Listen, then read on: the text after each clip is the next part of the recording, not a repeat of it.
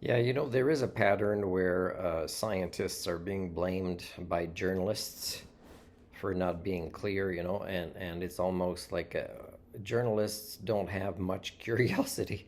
I'm watching one by PBS News here, and the lady, she's like bored. She's like, somebody's got to write what the questions is for her to ask this guy about Antarctica.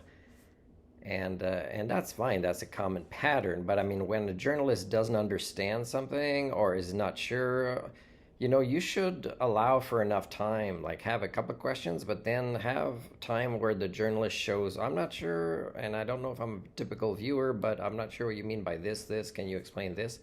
But also paraphrase. Like there's no real journalists you can see that make an effort. They show great curiosity. Oh wow, this is so exciting news, or this is big stuff. I'm so proud to report on the climate emergency. But, they don't show the curiosity of being lifelong learners, and then they criticize scientists. Now, of course, scientists have to keep practicing and practicing, but also journalists shouldn't always invite the same people.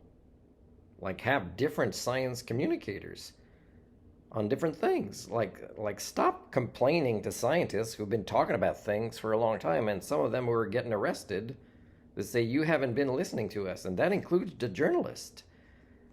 So please, folks, ask for more client, news related to the climate, to how our planet works.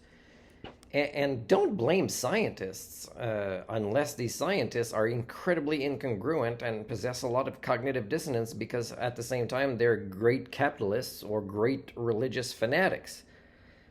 Because the reason we don't understand much about our planet that journalists should also criticize, which explains their own intellectual laziness, is how we have been, through our human chauvinism, seeking, divine, explanations for things that are entirely ridiculous. And now that we realize that's not going to help, or that, throwing more capitalism at capitalism isn't going to solve capitalism, is it's time to learn about the planet that you belong to. You don't own, or it's not yours. And stop saying the world.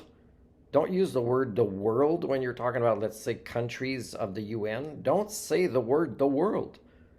And be curious about the natural world and use the right terms about the natural world. And stop inviting the same people, or at least get them to bring somebody else on that they are colleagues with, who will be maybe their first time on TV, and they'll have a totally unique way of explaining something. So stop blaming other people, journalists. Blame yourselves.